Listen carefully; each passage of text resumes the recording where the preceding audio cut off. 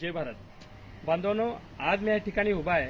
हीच ती भूमी जिथे गेल्या 23 वर्षापूर्वी राष्ट्रीय समाज पक्षाचे संस्थापक अध्यक्ष आदरणीय महादेवरावजी जानकर साहेब यांनी ह्याच भूमीमध्ये 31 मे 2003 साली राष्ट्रीय समाज पक्षाची घोषणा केली. आज 23 वर्ष पूर्ण झालेले आहेत आणि आज 23 वर्षानंतरनं राष्ट्रीय समाज पक्षाचा वर्धापन दिन आपण 29 ऑगस्ट रोजी पुणे येथे ज्ञानज्योती सावित्रीबाई फुले सांस्कृतिक सभागृह येथे संपन्न करतोय.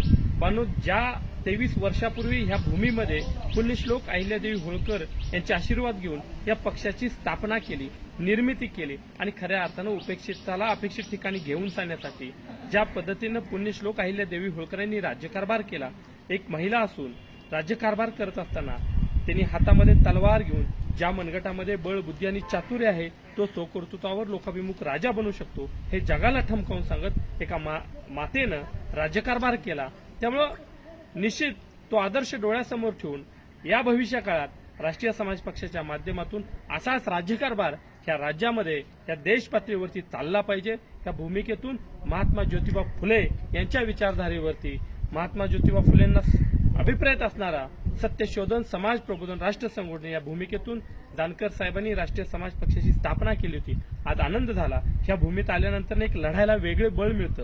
या भूमीत आल्यानंतर जे भूमी अहिल्यादेवी होळकरांची जन्मभूमी आहे आणि या पुण्यश्लोक अहिल्यादेवी होळकरांच्या जन्मभूमीतून सामर्थ्य मिळतं, लढायला बळ मिळतं. सध्याच्या राजकीय परिस्थितीमध्ये लढायला बळ देणारी, ऊर्जा देणारी आमची ऊर्जा क्षेत्र म्हणून तौंडी आहे. या तौंडीमध्ये ज्या वेळेला 31 मे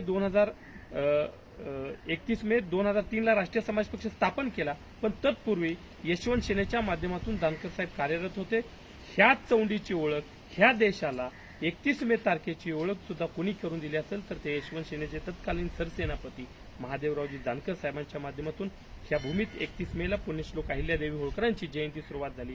अवघ्या 5-6 सहकाऱ्यांच्या समवेत इथे काही नव्हतं, असं काटाडे होतं आणि असं वड्यात पत्राच्या पलीकडे ती 1996-97 ची जयंती साजरी केली होती. आणि खऱ्या अर्थाने या जयंतीची सुरुवात या देशाला 31 मे ची ओळख करून महादेवरावजी जानकर साहेबांनी दिली. आज आनंद होतोय. त्या ठिकाणी शासन जयंती करतंय, शासनाच्या वतीने जयंती केली जाते. पण ह्याच भूमीत पुण्यश्लोक अहिल्यादेवी होळकरांच्या चौंडीत राष्ट्रीय समाज पक्षाची स्थापना झालेली आहे. आणि म्हणून येणाऱ्या 29 तारखेला पुन्हा एकदा 23 वर्षाच्या काळानंतर आपण लढायला सज्ज आहोत. परिवर्तनासाठी या परिवर्तन घडलं पाहिजे आणि खऱ्या अर्थानं गरिबाच्या झोपडीपर्यंत सत्ता पोहोचली पाहिजे.